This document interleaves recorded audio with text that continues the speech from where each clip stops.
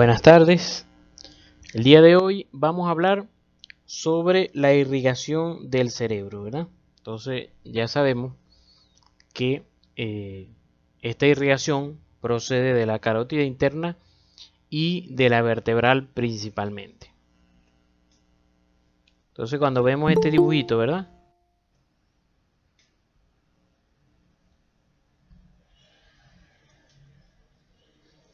Que nos habla acerca de la irrigación de la cabeza en su totalidad, cabeza y cuello. Entonces decimos, Mértale, ¿cómo voy a hacer yo para aprenderme todo esto? Pero ya van a ver que es algo que no es imposible. Si ven, como les dije, hay dos sistemas de los que depende el encéfalo, que son la vertebral, que es este sistema que está en el, vamos a decir, por dentro, ¿verdad? Y en un sistema más lateral en este dibujo, porque en verdad no están así, un sistema más lateral que es la carótida interna o el sistema carotidio. Si se ponen a detallar, se van a dar cuenta que sí, que no es tan difícil. Fíjense que la sangre viene aquí saliendo de la aorta, saliendo del ventrículo izquierdo a través de la aorta, y entonces nos conseguimos estas tres ramas que son las ramas del callado aórtico. Esta es el tronco brachiocefálico, ¿verdad? Que nos da la subclavia derecha y la carótida interna derecha, ¿verdad? Aquí estarían las ramas de la subclavia que las aprendieron en la primera unidad. Y aquí sale la arteria principal, en este caso, de la subclavia, que es la vertebral, que sube a través de los agujeros vertebrales para unirse y formar la basilar. Y entonces saben que la carótida interna sube hasta el ángulo de la mandíbula, en el sitio en que ella se bifurca, la carótida en la carótida primitiva, se bifurca en carótida externa, que se aprendieron sus 8 ramas en la primera unidad también, y la carótida interna que vamos a ver el día de hoy.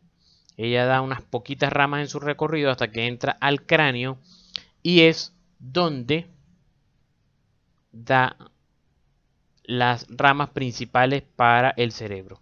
Finalmente, el circuito de la vertebral y el circuito de la carótida interna nos va a dar este señor que se llama polígono de Wills, que a lo mejor le han metido miedito con eso, pero hoy no lo vamos a aprender rápidamente, ¿verdad? Para recordar, tenemos el callado aórtico, ¿verdad? Con sus 3 ramas, ¿verdad? Aquí está, sus 3 ramas, el tronco arterial brachiocefálico, dando la subclavia y la carótida primitiva. Aquí viene, y entonces vamos a hablar hoy de la subclavia con su rama vertebral y la carótida primitiva o carótida común como la tenemos en este dibujo. Entonces aquí vienen las dos que van a entrar a la bóveda craneana. La carótida primitiva, que es esta, que por supuesto va a entrar a través del agujero carotidio, ¿verdad? Conducto carotidio, carótida interna, creo que dije primitiva, carótida interna, rama de la primitiva, que es esta, ¿verdad?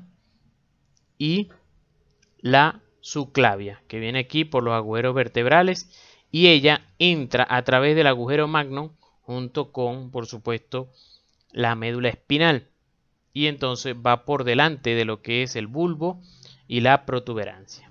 Entonces aquí va, ya saben, la vertebral viene subiendo, ¿verdad? Y finalmente se une para formar, se unen las dos vertebrales y forman delante de la protuberancia lo que es esta arteria que se llama basilar.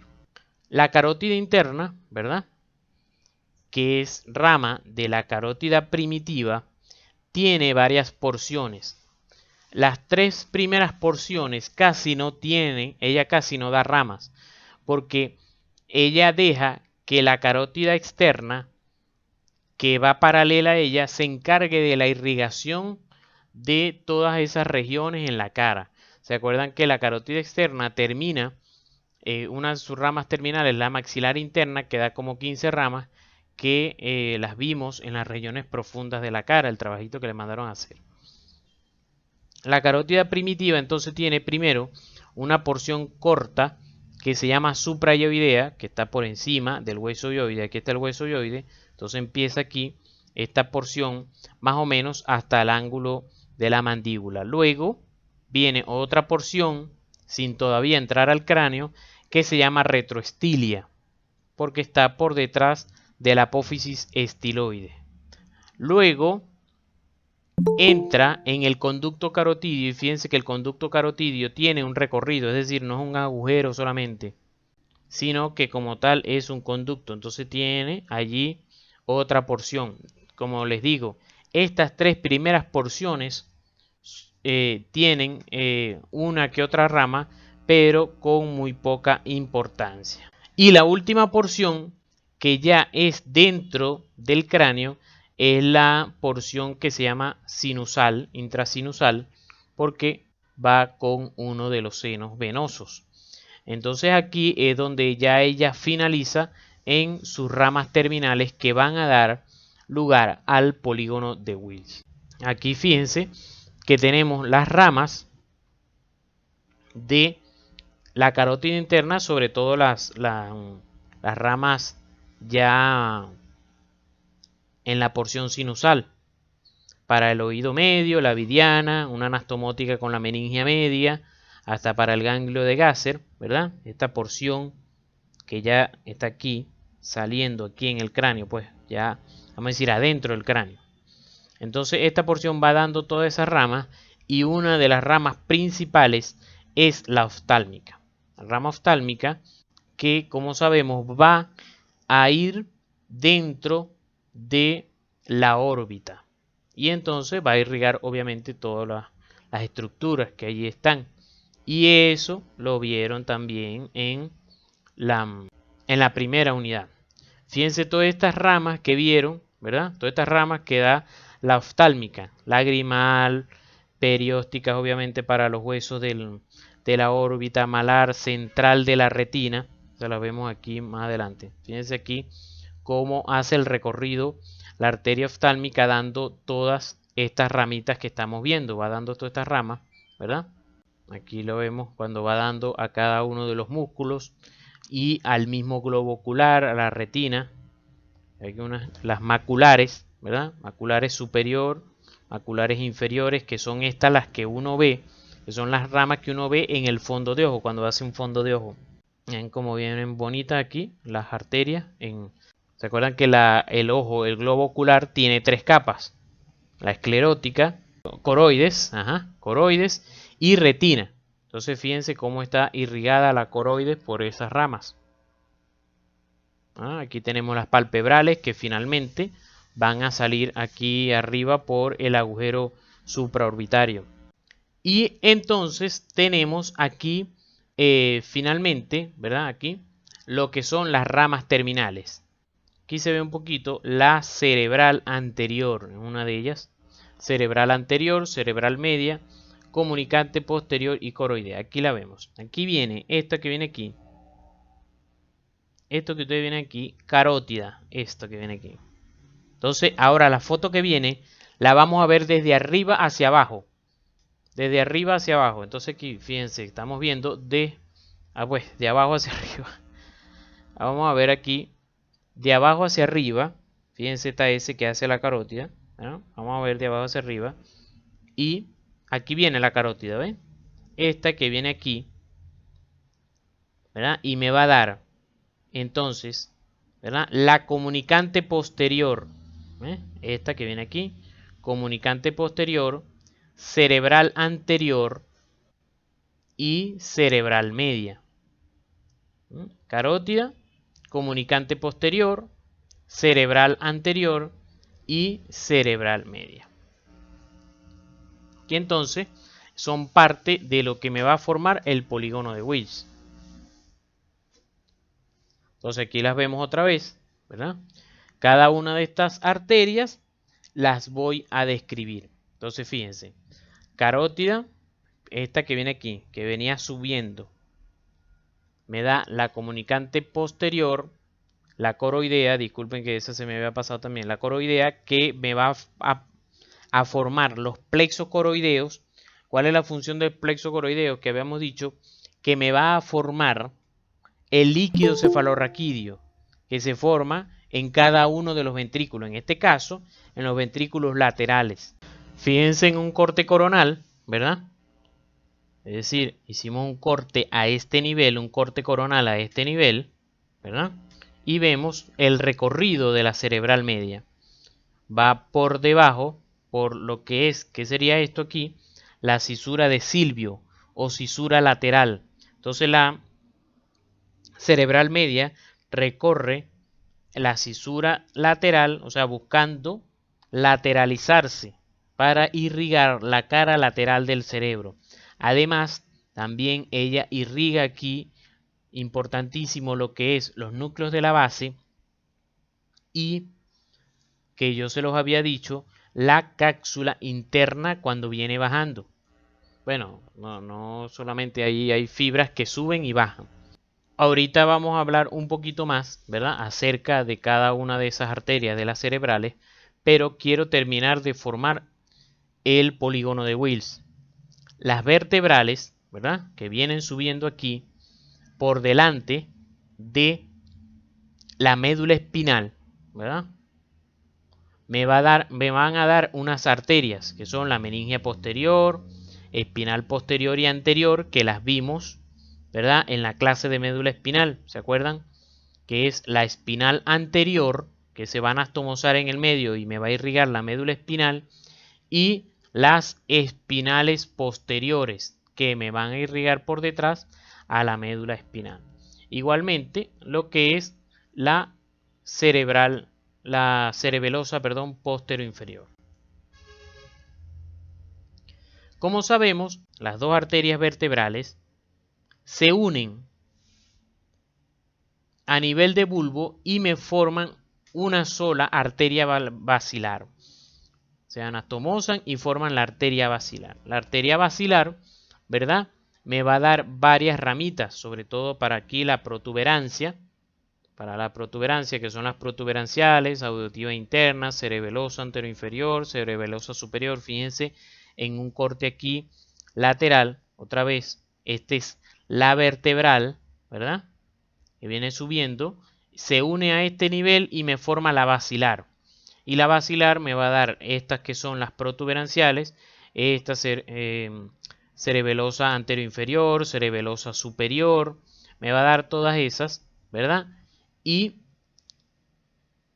finalmente me va a dar la rama terminal. Esta T, cuando vean en las láminas, esta T significa la rama terminal, porque siempre coloco aquí la arteria que estamos leyendo, ¿verdad?, que estamos estudiando.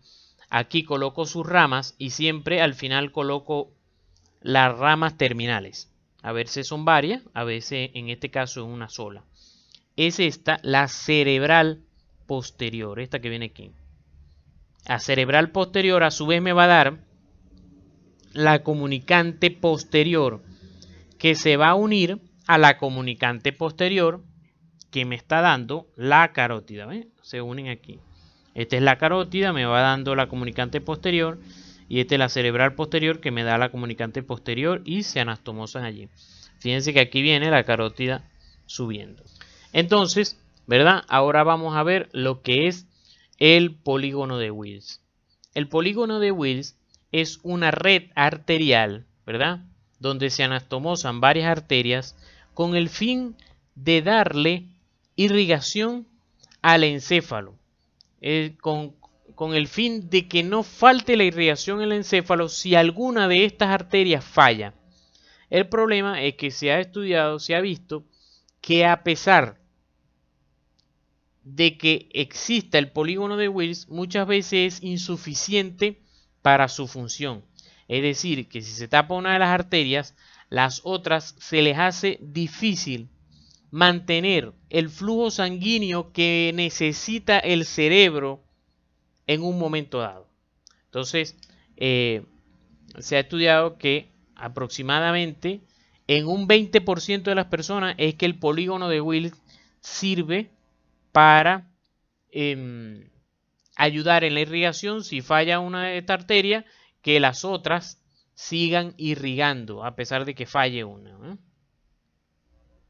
Entonces, fíjense este dibujito. Aquí viene carótida interna, viene aquí. Carótida interna me va a dar cerebral anterior, cerebral media y comunicante posterior, que son parte de lo que me va a formar el polígono de Wills.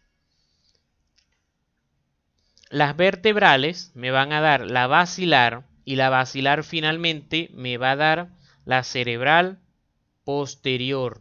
La cerebral posterior me va a dar la comunicante posterior, que se va a unir obviamente con la comunicante posterior que me dio la carótida. Entonces, cuando se les pregunte cómo se conforma el polígono de Wills, y eso está en el testit de anatomía, se conforma con la unión de la comunicante anterior, porque de esa no le he hablado, la comunicante anterior se forma la unión de las dos cerebrales anteriores. Aquí están las dos cerebrales anteriores y se unen con una rama que ellas dan que se llama comunicante anterior, que por supuesto sigue siendo una sola.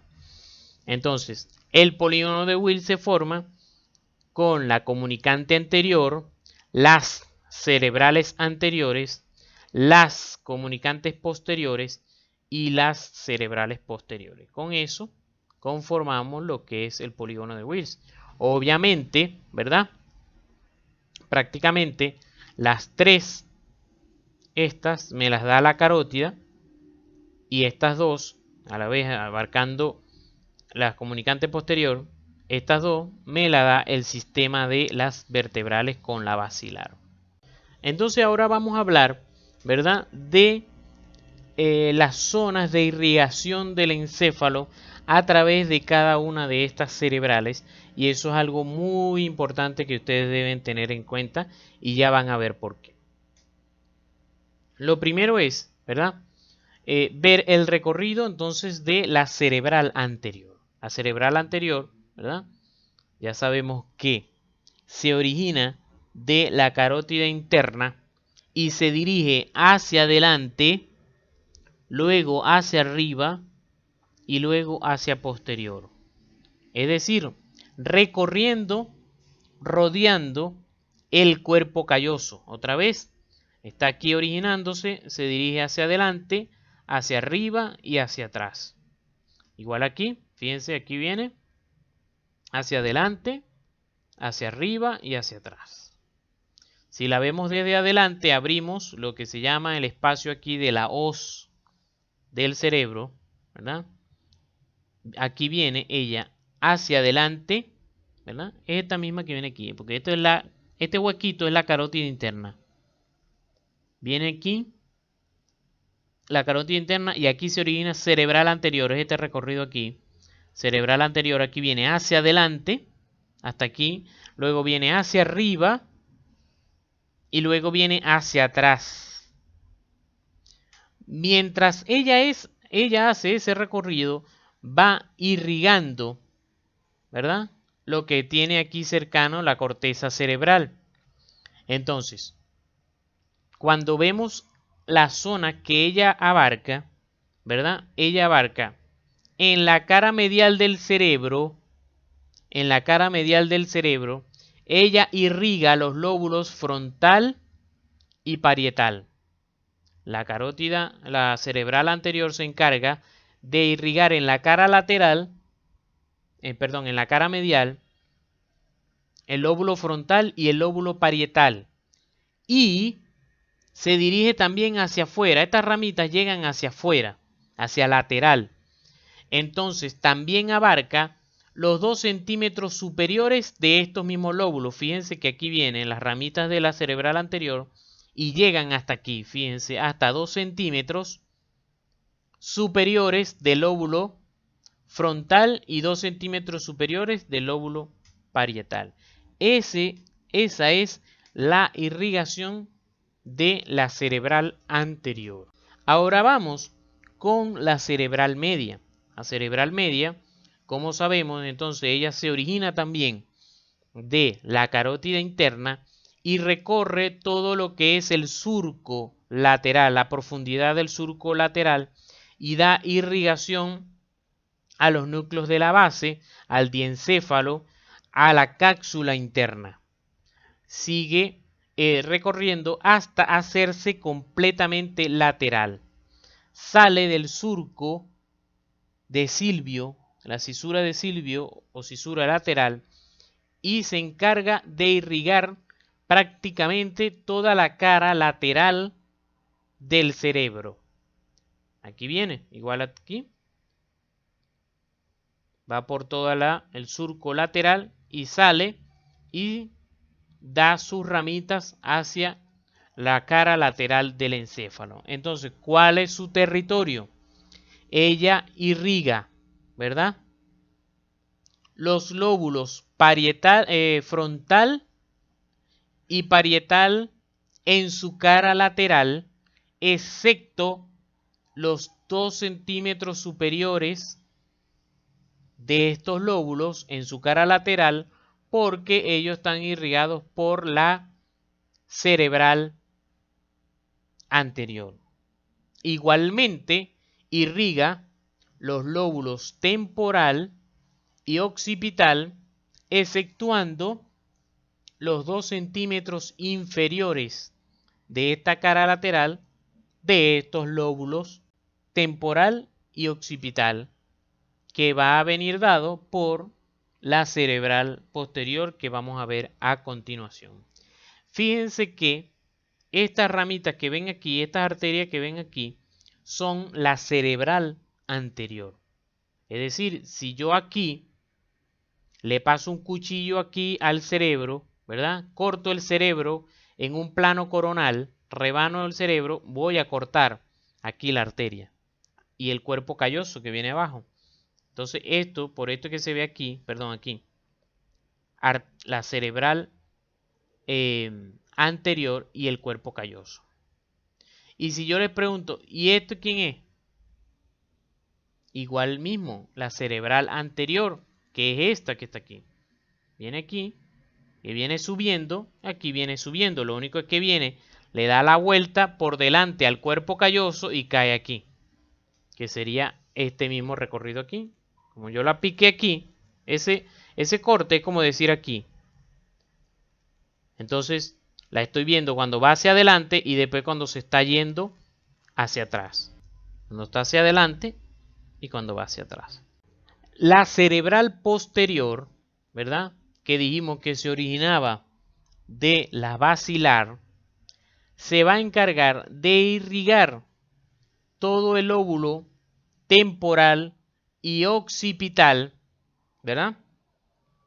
En su cara medial, y además se va a ir hacia lateral irrigando también lo que son los 2 centímetros inferiores de estos mismos lóbulos, del lóbulo temporal y el lóbulo occipital.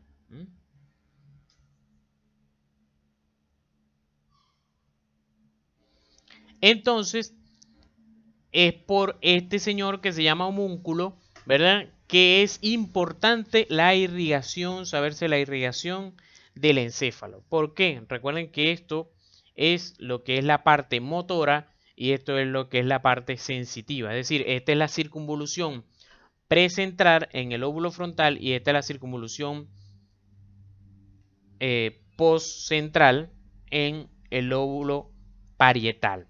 Si se fijan, entonces, la irrigación, por ejemplo, de la arteria cerebral anterior va a abarcar la corteza cerebral, ¿verdad? Medial y 2 centímetros laterales.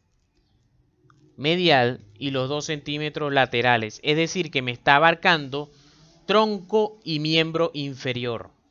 Si se tapa la cerebral anterior, el paciente se va a ver afectado en su miembro inferior y tronco. En cambio, si es la cerebral media, que es la más frecuente que ocurran los SB, la cerebral media, entonces me va a abarcar miembro superior y la cara, es decir, los pares craneales. Además, recuerden que la cerebral media se encarga de los núcleos de la base y de la cápsula interna. Entonces, si se afecta la cápsula interna, se va a afectar prácticamente todo el hemicuerpo de ese lado, porque no van a llegar, aunque esta neurona que está aquí, que va para el miembro inferior, aquí está siendo irrigada por la cerebral anterior, cuando pase por aquí bajando por la cápsula interna, que ayer vimos el recorrido de la cápsula de la vía córtico espinal, ¿verdad? De la vía piramidal, cuando llega aquí deja de irrigarse y entonces no va a poder tener movilidad ese paciente. Entonces, cuando vemos, ¿verdad? Ahora este circuito arterial, creo que ya estamos mucho más ubicados. Vamos a hacerlo rapidito. Tenemos callado de la aorta, sus tres ramas, aquí la subclavia, que me da la vertebral. La vertebral aquí viene subiendo por los agujeros vertebrales, se unen las dos, ¿verdad? Esta sería espinal anterior para formar una sola espinal anterior y las espinales posteriores. Las dos vertebrales me forman en el medio a la basilar. La basilar me va a dar la cerebral posterior, que a su vez me va a dar las comunicantes posteriores. Si seguimos ahora por la carótida primitiva, ¿verdad? Nos encontramos con la bifurcación de ella y entonces encontramos que tenemos la carótida externa con sus 8 ramas y la carótida interna, que casi no da ramas hasta que llega adentro del cráneo, de la bóveda craneana, donde me da la oftálmica, ¿verdad? Normalmente va hacia adelante, pero en este esquema lo colocan aquí hacia atrás. La oftálmica, la cerebral anterior, ¿verdad? La cerebral media y la comunicante posterior. Y entonces aquí se conforma el polígono de Wills, faltando la comunicante anterior, que se forma de la unión de las dos cerebrales anteriores. Vieron que no es difícil. El límite siempre nos lo ponemos nosotros mismos. Entonces ven, aquí está una arteriografía, ¿ves? Una arterioresonancia. Se inyecta contraste en las arterias y entonces fíjense, después se hace la resonancia y fíjense cómo se dibuja. El callado de la aorta, el tronco arterial brachiocefálico, tenemos subclavia, carótida común y llegamos a lo que es la carótida interna y fíjense cómo se va haciendo aquí el polígono de Wills. El retorno venoso, ¿verdad? ¿Cómo sucede el retorno venoso al nivel del encéfalo? Bueno, como las venas, normalmente ustedes saben que las venas, ¿verdad? Que traen sangre desde las extremidades al corazón, siempre tienen válvulas adentro, o lo que llamamos mejor valvas. Porque esa sangre que retorna, va en contra de la gravedad. En cambio, la sangre que viene de la cabeza hacia el cerebro, hacia el corazón, va a favor de la gravedad. Por lo tanto, no necesita estas valvas. Entonces existen todas estas venas que están a nivel cerebral, no tienen valvas. Existen también lo que se llaman senos. Estos senos, ¿verdad? Se encuentran encima de lo que es la dura madre y van drenando todo su sangre, ¿verdad? Hasta llegar a las yugulares. Se llaman senos porque son unas cavidades que deja la dura madre con el cráneo. Unas cavidades que deja la dura madre con el cráneo y no son, o sea, no tienen paredes de venas como estas que ustedes ven aquí, estas venitas que van en el espacio subaracnoideo. Entonces vamos a ir viendo, ¿verdad? El recorrido de estos senos. Fíjense que tenemos al nivel de lo que es el polígono de Wills, ¿verdad? Este seno cavernoso. El seno cavernoso, ¿verdad? que a través de estos senos, ¿verdad? El seno petroso aquí va a caer en lo que es este seno que se llama seno transverso. Para acordarse de los senos, se deben acordar de los planos anatómicos que vieron en la primera clase de anatomía. Este seno se llama transverso porque va paralelo al plano transverso o al plano horizontal o al plano axial, como ustedes lo quieran ver.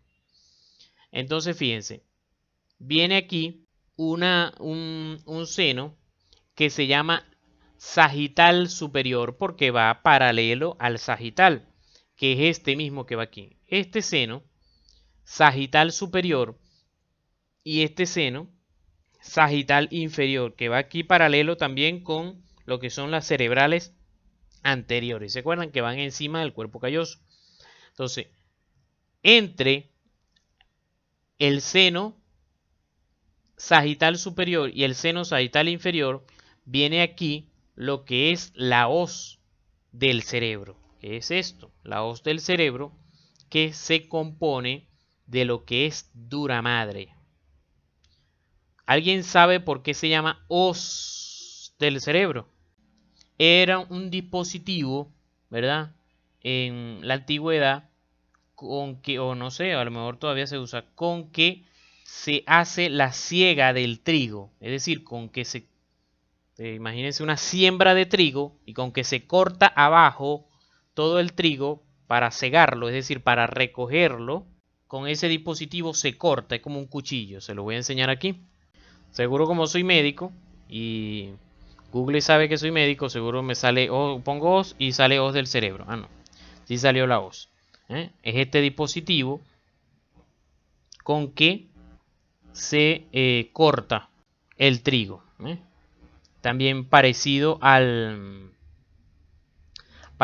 dispositivo también que tiene siempre con que siempre se representa la muerte. Es parecido. Este se parece más al que tiene la muerte en la mano. Entonces de ahí viene hoz del cerebro. Entonces la sagital superior y la sagital inferior, ¿verdad? Van arriba y abajo respectivamente de lo que es la hoz del cerebro. La sagital inferior termina, ¿verdad? Uniéndose con con una vena que se llama magna o de Galeno. Esta cerebral magna o de Galeno, ¿verdad? Que es esta que viene aquí de lo que es el diencéfalo. Esta que vemos aquí. Perdón, esta que vemos aquí. Entonces la cerebral magna se une con la sagital inferior.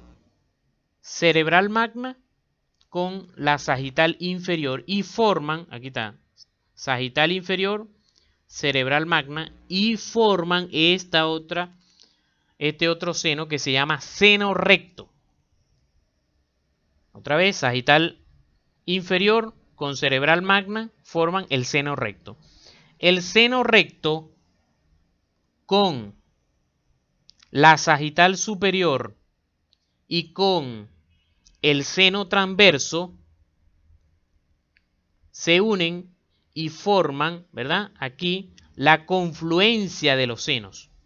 Seno recto, seno sagital superior y seno transverso. Aquí, en este punto, se unen y forman la confluencia de los rectos.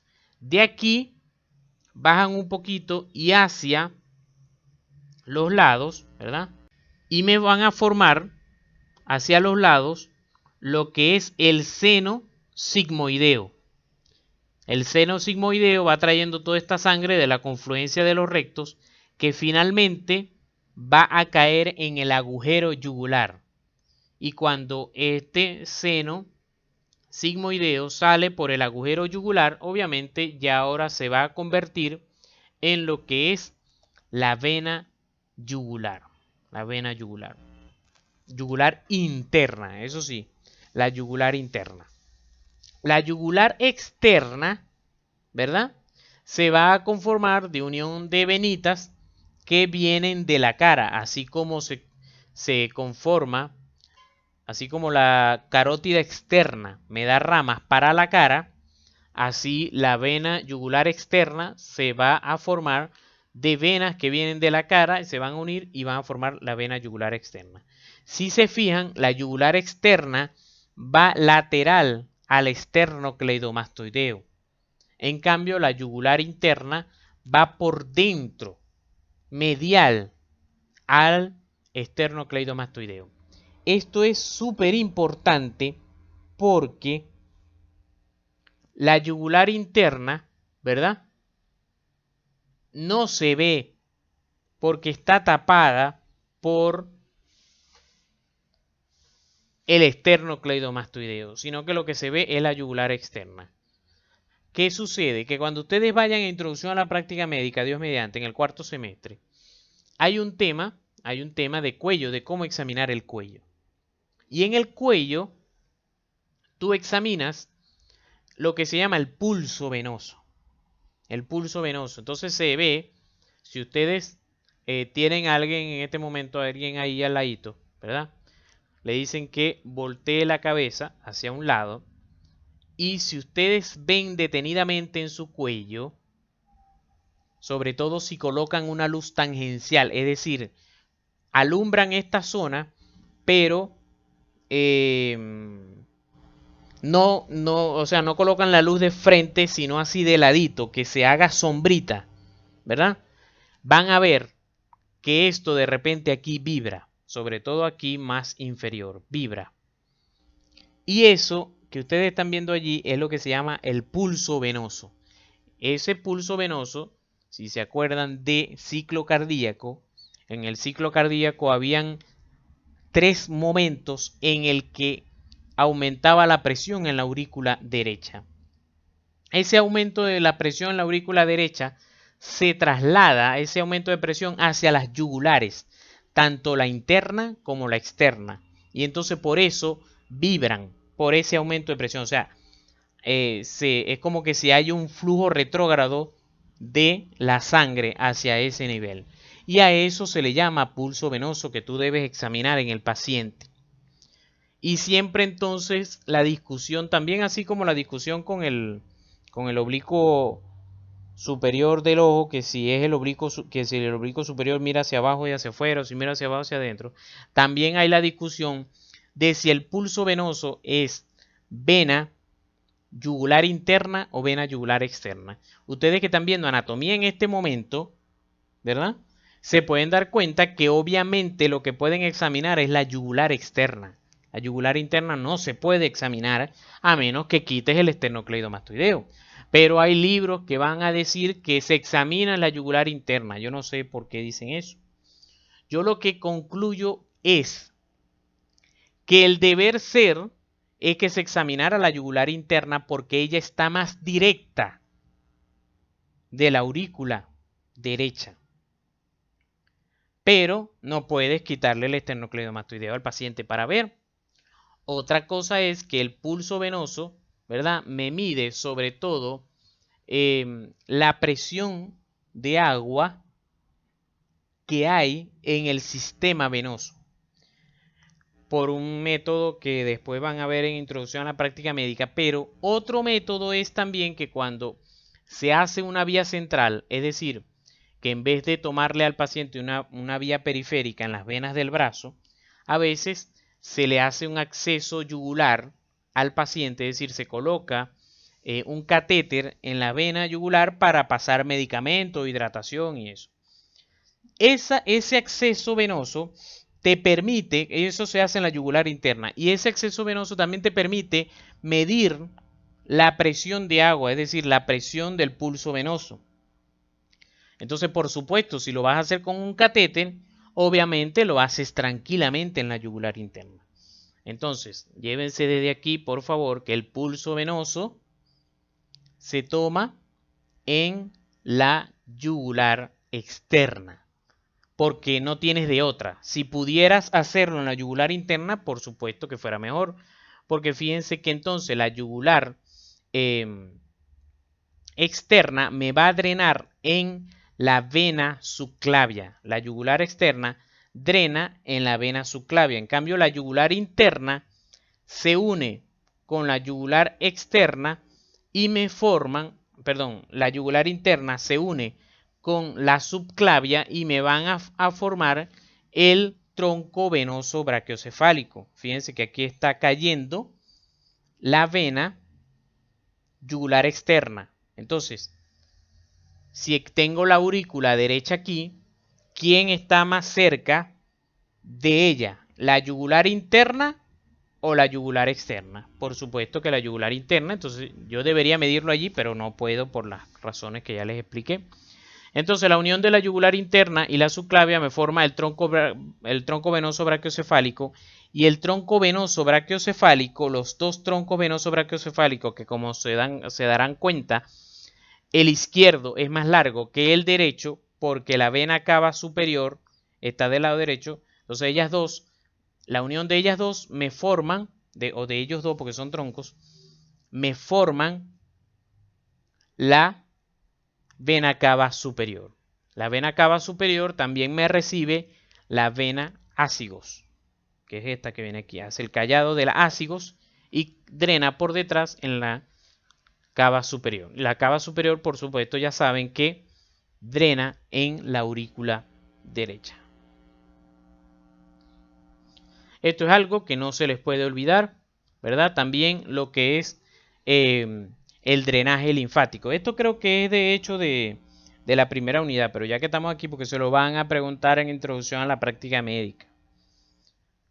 ¿Cómo es la distribución de los ganglios en la cabeza? Los ganglios occipitales y qué linfa reciben del cuero cabelludo occipital. Los retroauriculares de la parte entre occipital y parietal. Los parotidios reciben entre parietal y frontal y hasta la parte del ojo. Es decir, que fíjense que una infección en el ojo puede drenar en los parotidios. Es decir, que el paciente puede venirte por una inflamación en la parotidia y eso debe ser un aviso para ti. Vuelvo y le repito lo que decía ayer. Fisiología, recordar anatomía y fisiología. Ajá, pero ya va, se inflamaron estos parotidios. Esto debe ser por algo, porque está drenando de algún sitio de estos territorios y puede ser del mismo ojo. Y entonces hasta eso es causa de referencia a un paciente de oftalmología, ¿ves? Y no, entonces te pones a darle solamente el diclofenac para que disminuya la inflamación. Aquí debes investigar por qué esto está sucediendo. Igual desde la faringe, desde las amígdalas, también se tienden a inflamar lo que son los parotidios, ¿verdad? Y todo esto van a drenar en una cadena que se llama cadena ganglionar del cadena ganglionar cervical superficial y profunda. La superficial está por encima del esternocleidomastoideo y la profunda debajo del esternocleidomastoideo. Cuando yo daba Morfo 3, bueno, esta fue la primera la primera vez que yo di Morfo 3 en el 2013. Y cuando eso, me llevé a todos los estudiantes al cubo azul, porque yo daba clase en punto fijo. Me llevé a todos los estudiantes al cubo azul para que conocieran el cubo azul, porque no lo conocían. Y bueno, esta es la foto que nos tomamos. Como les decía en estos días algunos de ustedes, muchos de ellos se han ido del país, otros están como médicos generales, uno que otro ya comenzaron posgrado. ¿Alguna pregunta? Me alegra mucho.